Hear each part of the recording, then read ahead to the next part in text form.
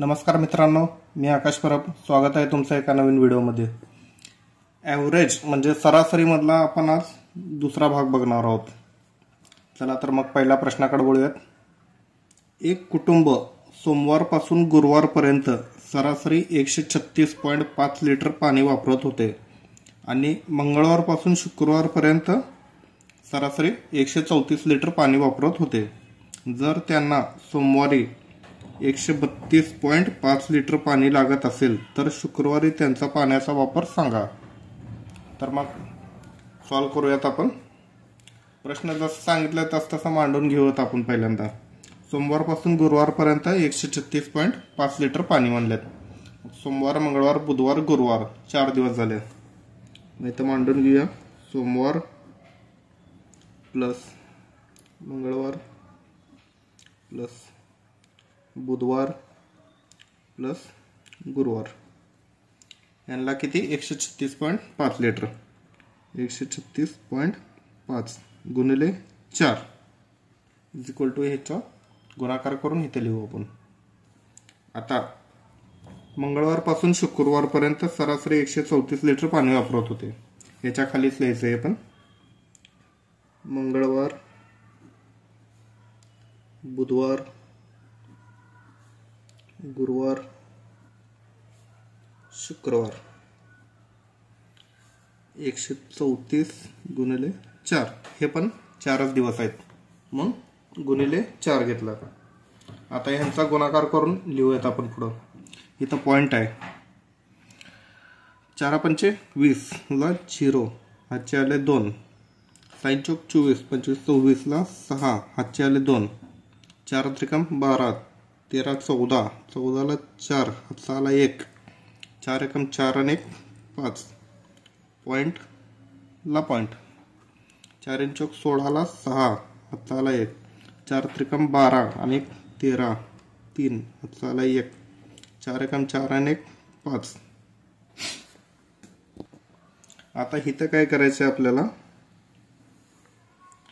मंगळवार सेम आहे, बुधवार सेम आहे, गुरुवार सेम आहे. मग आता आपण जे ह्याच्यामध्ये खालचे आहेत ना त्यांना आपण वजा चिन्ह बदलायचं. त्यांचं चिन्ह चेंज करायचे. ह्याचं वजाबाकी, ह्याचं पण वजा, ह्याचं पण वजा, ह्याचं पण वजा आणि इथं पण वजा. मग मंगळवारला मंगळवार गेला, बुधवारला बुधवार गेला, गुरुवारला गुरुवार गेला. मग आता राहिलं किती. सोमवार वजाबाकीमध्ये शुक्रवार इज इक्वल टू आता 6 0 1 10 उरले इथं. मग आता सोमवारी 132.5 लिटर पाणी लागतंय त्यांना. मग आपण लिहून घेऊया 132.5 वजा शुक्रवार इज इक्वल टू 10 आहे इथं. हे 10. मग आता 132 तिकडे जाऊन काय होणार, वजा बाकीमध्ये होणार.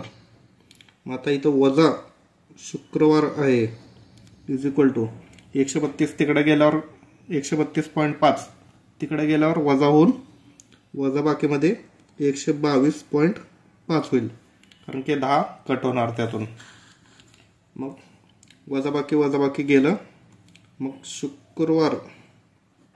शुक्रवारी त्यांना 122.5 लिटर एवढं पाणी लागतं. चला तर मग पुढचा प्रश्न बघूयात. आता पुढचा प्रश्न असा आहे की सेम वरची मेथड कसं वापरले आपण तसं क्वेश्चन जसं सांगेल तसं पहिली मांडणी करून घेऊयात आपण. 11 परिमाणांची सरासरी 50 आहे. 11 गुणिले 50 वजाबाकीमध्ये. आता जर प्रथम 6 परिमाणांची सरासरी 49 असेल म्हणजे काय 6 गुणिले 49 बरोबर. आणि प्लस शेवटच्या 6 परिमाणांची संख्या 52 असेल. 6 गुणिले 52 कंस पूर्ण. आता इथं कंसात का घेतलं, कारण की इथं वजाबाकीचं चिन्ह आहे त्याच्यामुळं ह्याला सेपरेट कंसात घेतलं. कारण की ह्याची किंमत आणि ह्याची किंमत सेम आहे. म्हणजे सेम म्हणण्यापेक्षा आपण इथं बरोबरचं चिन्ह पण दाखवू शकतो असं वजाबाकी लिहिण्यापेक्षा. मग आता 11×5=55 550 इज इक्वल टू आता 9×9 = 54 ला 4 हातच्या आले 5 9×4 = 24 24 आणि 5 29 294 प्लस 6×2 = 12 ला 2 हातचा आला 1 6×5 = 30 आणि 31. आता या दोघांची बेरीज करायची. 4 आणि 2 6 9 आणि 1 10 ला 0 चाला 1 3 आणि 3 6 606 550 is equal to 606 is equal to म्हणजे मायनस आहे ते, कारण की इथं 11 परिमाण आहेत हे लक्षात ठेवा. इथं 11 आहेत आणि इथं 12 परिमाण आहेत. त्याच्यामुळे ही संख्या ह्याच्यातून मायनस केल्यानंतर जे काय आपलं 6 परिमाण असेल त्याची आपल्याला किंमत मिळते. तर मग 550 इकडे जाऊन वजाबाकी होणार 550 6 आहे तसं 5 चालेल म्हणजे 6 परिमाणची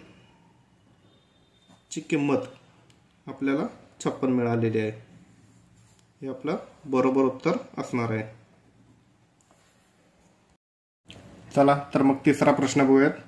एका कुटुंबाचा प्रथम 3 महिन्याचा 4 महिन्याचा आणि शेवटच्या 5 महिन्यांचा सरासरी खर्च 8,400 रुपये 10,080 रुपये आणि 10,608 रुपये दर महिना आहे आणि वार्षिक बचत 8,640 रुपये असेल तर त्या कुटुंबाचा सरासरी मासिक मिळकत म्हणजे इन्कम विचारलेले आहेत. मासिक मिळकत किती असेल. मासिक मिळकत इथं कधी पण लक्ष ठेवायचं मासिक विचारलंय का वार्षिक विचारलेलं आहे. गोंधळून जायचं नाही असे प्रश्न बघितल्यावर. प्रश्न खूप मोठा आहे पण उत्तर एकदम छोटासा असणार आहे. आता मांडून घेऊयात आपण. प्रथम 3 महिने 3 महिन्याचा आता काय आहे इथं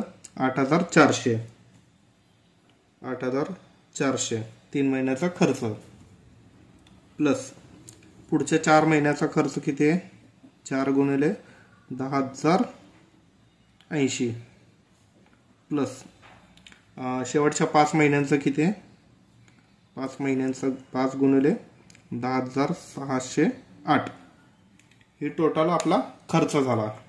ही टोटल खर्च ही सर्व खर्च आहे बरोबर. आता गुणाकार करून घेऊयात आपण. पहिल्यांदा 00 3×4 = 12 ला 2 हातचा आला 1 8×3 = 24 आणि 25 25,200 आणि 0 आहे तसं 4×8 = 32. आता 32 मधला हे 3 ह्या जागेवर आला. 0 आहे तसं 4×1 = 4 40,320 प्लस 8×5 = 40. आता हे 4 ह्या ठिकाणी आलेलं आहे. 6×5 = 30 आणि 5×1 = 5 53,040. आता या सर्वांची बेरीज करून घेऊयात आपण. आणि ह्याच्यामध्ये आपल्याला अजून एक प्लस करायचं आहे काय तर ते वार्षिक बचत. ही मंथली नाही आहे ही वार्षिक आहे. इथं वार्षिक शब्द उल्लेख केलेला आहे वार्षिक शब्दाचा. त्यामुळं 8,640 ही पण ह्याच्यामध्ये ॲड होणार कारण की इन्कम केलं आहे म्हणून तर बचत केलेलं आहे. इन्कम केलं आहे म्हणून तर खर्च केलेला आहे बचत केलेलं आहे. त्यामुळं बचत पण त्यात ॲड केल्यानंतर आपल्याला इन्कम मिळेल. मग आता सर्वांची बेरीज करून घेऊयात आपण. 25,200 40,320 53,040 आणि 8,640. 0ला 0 आहे तसं 4×1 = 4 4×2 = 8 आणि 2 = 10 0 हातचा आला 1 3 आणि 2 = 5 7 5 = 11 11 आणि 1 = 12 12ला 2 हातचा आला 1 5 आणि 3 = 8 8 2 = 16 आणि 1 = 17 17ला 7 हातचा आला 1 5 एकम 5, 5 दोन्ही 10 आणि 2 12, म्हणजे टोटल किती आलं 1,27,200. मग आता 1,27,200 छेद, आता हे पूर्ण वार्षिक आहे. मग आता छेदात काय येणार 12 महिने आपले जे काय असतील ते, कारण की हा 12 महिन्याचा खर्च आहे. 3 आणि 4 7, 7 आणि 5 12, मग 12 एकम 12, 12 एकम 12 0, 12 संग 72 00, 10,600 हा त्यांचा मंथली इन्कम असणार आहे, म्हणजे मासिक मिळकत असणार आहे त्यांची. चला तर मग चौथा प्रश्न बघूयात. आता चौथा प्रश्न असा आहे की 5 लगातार संख्यांची सरासरी यम आहे. जर पुढील 3 संख्या मिसळल्या तर टोटल 8 संख्यांची सरासरी यम पेक्षा कितीने जास्त असेल. खूप सोपा प्रश्न आहे. 5 लगातार संख्यांची सरासरी यम आहे. मग आता 1 2 3 4 आणि 5 यांची सरासरी काय आहे यम. आता सरासरी म्हणजे काय, इकडून 2 सोडले इकडून 2 सोडले, ही सरासरी आपल्याला भेटली, म्हणजे 5 लगातार संख्यांमधली. मग आता यम इज इक्वल टू काय भेटला आपल्याला 3 भेटलेला, इथं यमची किंमत 3 भेटलेली आहे. मग आता पुढील 8 संख्यांची सरासरी यम पेक्षा कितीने जास्त म्हणतात. मग आता पुढचे 3 संख्या पण सरासरी करायची आपण त्याची पण.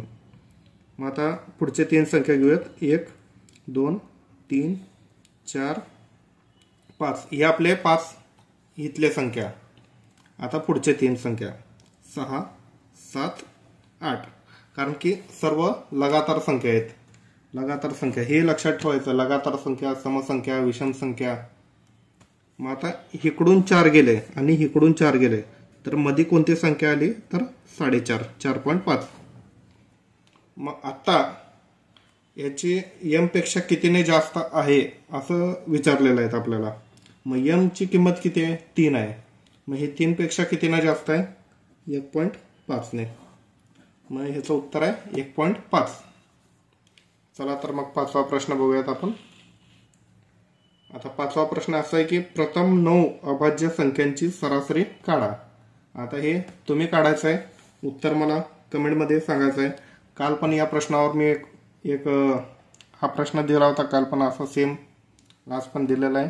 दोन्ही प्रश्नांची उत्तरं कमेंटमध्ये मला सांगायची आहे.